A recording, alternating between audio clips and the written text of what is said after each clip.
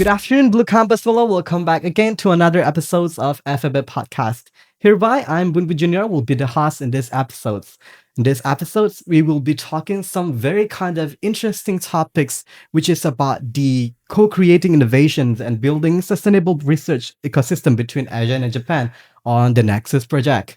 Without further ado, please welcome our distinguished speakers, Professor Hidetoshi Miyazaki and Professor Kunihiko Shizume. Let's give a big round of applause to all of us. Thank you.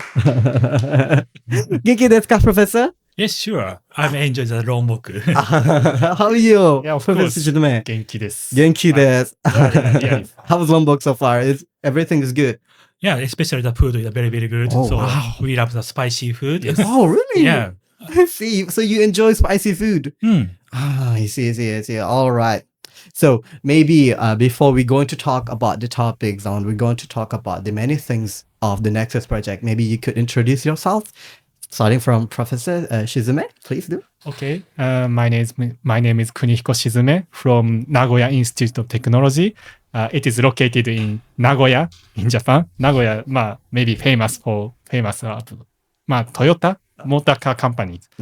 Okay, so I came to this Mataram University for exchange program for young researchers, and now, this is the first day I visited Lombok University, so I'm a little bit nervous. But today I gave a short talk about my research, and it's very good to get a nice response from All right. field of economy. Okay. Thank you. Thank you so much, Professor Shizume. Maybe you can also introduce yourself, Mr. Professor Miyazaki. Okay, so thank you. So my name is Hidetoshi Miyazaki from Nagoya Institute of Technology, Japan. So I'm an associate professor for the material science department. So this is the first time to visit the Lombok Island. So last year, I visited Bali Island. So I enjoy the all Indonesian food and So I enjoy. So thank you very much. So in this case, our Nexus project is accepted by the JST. So I'm very happy to stay in here. Yeah, because the Indonesian people is very, very kindly and Yeah, exactly. So I enjoyed. So thank you. All right. Thank you so much, Professor Miyazaki. Thank you so much, Professor Shizume, for coming to Lombok. And also, welcome to our University of Mataram, Faculty of Economics and Business. And, also, maybe you can also give us a very short brief on the Nexus project for us to maybe give a short details for this Nexus project. Maybe you can give it, Professor Miyazaki? Okay, so our Nexus project is Nex means a network exchange, united strengths for stronger partnership between Japan and ASEAN. So our project is only 1 year project. So this 1 year project is an exchange the students and the researcher each other. So our Nexus project title is a room temperature synthesis and a demonstration of next generation energy storage materials utilizing palm oil for a circular economy. So this project, the ASEAN organization, joined the Malaysia, UTM, UKM, UPM, and Vietnam, Hanoi University of Science and Technology, and Indonesia, University of Mataram. So our university, Japan side and the Malaysia side, developed a new energy storage material using the palm oil. And the Vietnam side is a simulation of the power application. And of course, our university is a engineering university. So usually, we don't mind the cost of the economy side. So the Mataram University, Professor Furukan, advised me the economy side. So now, we, last year, Malaysia side and this maybe July, Professor Furukan, Mataram University and HUST research and the students come to NIT, so we can collaborate and we discuss so many things. So in in this month, our first stage of the Nexus project is finished. But so this is the first step. So we want to promote more collaboration and exchange the research and the students. So I hope some more our collaboration is a strength. I hope. Thank you. I see. That's very insightful as well for the such kind of the joint research itself. So I also wonder why Asian and Japan. Maybe Professor Shizume could answer like what makes Asian and Japan a strategic partnership in advancing research and innovation, such as like of the Nexus project itself. Maybe Professor Shizume, please. Why Asia and Japan? Because we have very strong economic collaboration, economic relationships. But compared to the economic relationship, I think the collaboration in the science field is not so advanced, not so mature. So this project is really good to promote the collaboration between Japan and Asian countries. So that's why our government is focused on investing a lot of money to the enhancing collaboration among Asia. Yes. I see. All right. So we're going to talk about the co-creating innovations itself. How would you define co-creating innovations in the context of international collaborations? Because you also mentioned that previously that this kind of collaborations is with the Asian country, which is not like in Indonesia only, but also in other countries such as like Vietnam and also Malaysia. So maybe you can inform us how would you define the co-creating innovations in the context of international collaborations itself? Professor Miyazaki, please do. Yeah, of course, in Japan, the material science is very strong. So, but so sometimes the Asian countries want to evaluate their materials. So we can collaborate that point, first step. So so each country have some problem for the environment. So to solve these problem, so we can collaborate first. And so of course, so first we collaborate with the academic side, but next we want to promote include the company and the government, to solve all the worldwide environment problem. I see. All right. Maybe next, could you share an example of the collaborative research model that works effectively, or maybe that you are doing right now for the Nexus project? Please, maybe Professor Shizume, you can also explain to us. What to expect? Sorry, for the example of the project on the research that you are doing right now. Okay. So it means my research. Yes, your research itself. So I'm doing some, as you gave a presentation, I'm doing thermal storage materials.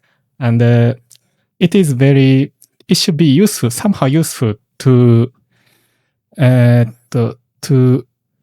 store energy and stabilize the energy output generated from renewable energy, because renewable energy, for example, solar or wind power generation, it can generate electricity, but it is fluctuating.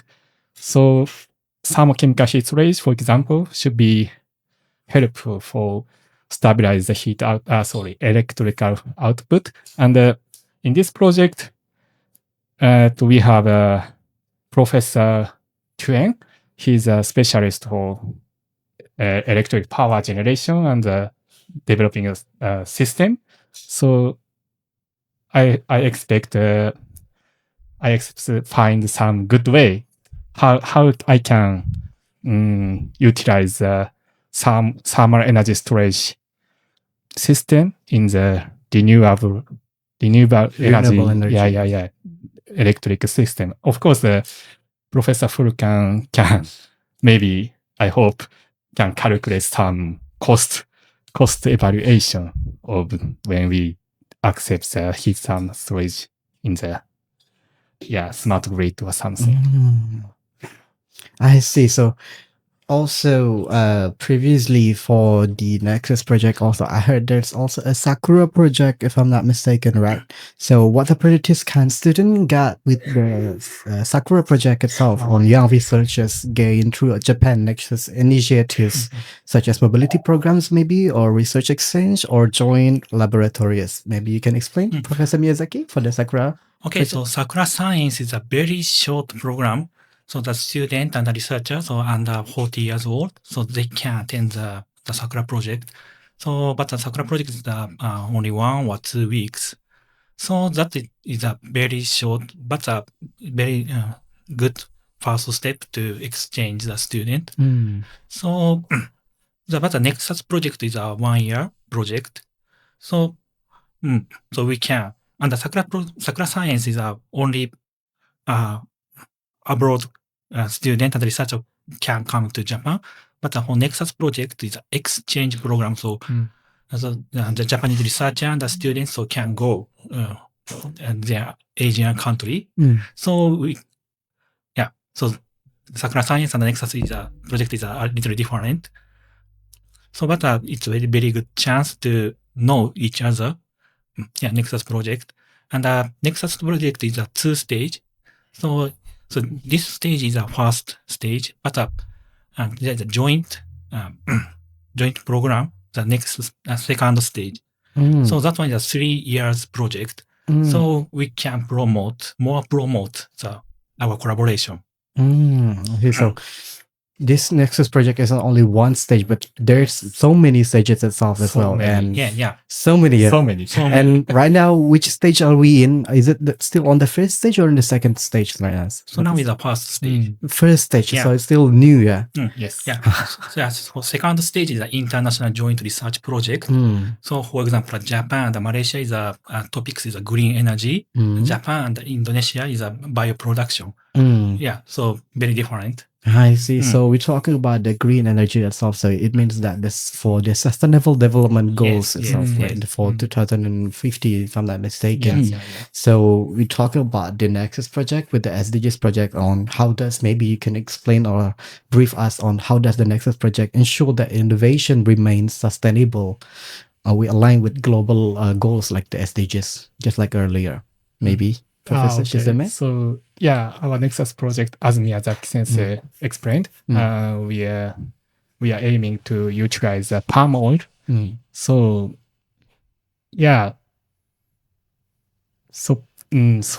palm oil. So to make the carbon materials. From the palm oil. So our laboratory and the UTM group so collaborate, and so we already have a patent. So from the palm oil, so we can get the graphene. So graphene is next generation energy storage and the conversion materials. So already, so we succeed to fabricate the graphene from the palm oil. So next step, so we want to use these graphene use for the power sustainable energy. So what's so to use the application for power energy, so it is important the control of the power system, and sometimes important is the cost and the economy side, and sometimes the law is very important. So in this next project, so we collaborate with not only the basic science, but also the economic side and the simulation of the power. So this is a very good collaboration, I think. I see. So maybe we're going to talk about not just like the outcome or the effective way of the sustainable project with the Nexus project itself, but maybe before you are doing on successing to make the for the fuel from the palm oil itself, there's also a challenge itself, right? So maybe you can give us maybe some kind of the challenges that you are encouraging, that you are having when you are doing to produce the palm oil, the benefits that you are having itself, that you are taking for the challenges that are going on that you are having itself. Maybe. You can explain for the challenge itself, sir. Challenge? Challenge, yeah. Challenges. So, the most challenge is, I think, the palm oil is natural material. Mm-hmm. So, yeah, we didn't test like a round robin check, but I think it's really hard to make a uniform. Address, maybe? Yeah. Yeah, I think it's difficult to establish standard way to fabricate graphene from palm oil. I see. So maybe the only things that are the things that are very challenging is for how to implement the graphenites to the palm oil itself, right? Yes. I see. So maybe after that, on the the graphenate is for producing the electricity or what? It's like it can work as TE, thermoelectric material. Mm-hmm. So you can generate electricity from heat. From heat. So it can convert heat to the electricity. Mm-hmm. Or opposite is also possible. For example, if there is electricity, you can get hot heat or cold heat. Cold heat and hot heat. Yeah. That's very interesting as well. That this is my first time hearing there's also a cold heat and maybe you can give us some kind of explanation for the cold heat itself also. Cold heat? Yeah. Cold heat generation? Yeah. So because thermoelectric material can generate electricity based on the temperature difference between top side and bottom side. So when we think the case of there's electricity already, in this case, one side should be heated up and another side should be cooled down. Then we can get the cold heat in one side and we can get the hot heat on another side. So this is used for example, small refrigerator, there is some refrigerator in hotel. The cold heat is generated by TE, thermoelectric material. Yeah. That's very interesting as well. So not just producing the hot heat, but also in producing the cold heat to make the electricity. I mean, like to balance also the electricity itself. Is it correct? Yes, kind of balance. Yeah, so now one of the problem of the thermoelectric materials is the cost. So usually the conventional thermoelectric material is a bismuth telluride and a lead telluride.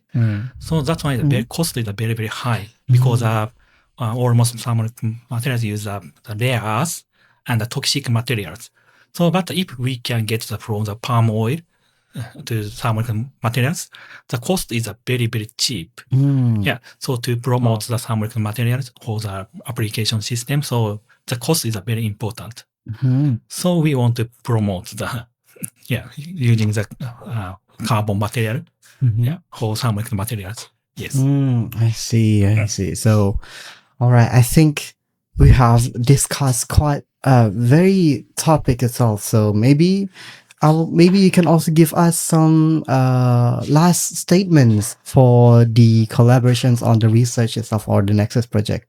Maybe Professor Shizumi or Professor Miyazaki, you can give us a last statement that you can give to our students, maybe, or maybe to all of the listeners that we may be going to joining for the research program or the joint program for the Sakura exchange. Yeah. Okay, so as we said, this is only the first stage of Nexus project, and we have further stage, and also there are Sakura project, and Japanese researchers and Japanese students also really love to collaborate with Asian students. So I'm really glad if you interested in learning in Japan and then come Japan. Then in this case, we can do the host researcher. So, I want to say, please come if you want. All right, then. Thank you so much, Professor Miyazaki. Thank you so much for Professor Shizume for all of your times to join our podcast in this afternoon. So for the closing statement that I'll be giving, today's discussion reminds us that innovation does not happen in isolation. It grows when ideas, cultures, and expertise converge. Okay. The collaboration between ASEAN and Japan is not only a bridge for research, but a pathway toward a more sustainable, inclusive, and forward-thinking future. Yes. To all students and young researchers, your curiosity, your willingness to collaborate, and your global mindset will shape the next chapter of research and innovation. Keep learning, keep connecting, and keep pushing boundaries. Thank you for joining us, and thank you for watching the FAB podcast. I'm Bunbu Jr. and Professor Miyazaki and Professor Suzume. Peace and out. And see you in the next episode. Bye-bye. Bye bye. Bye-bye.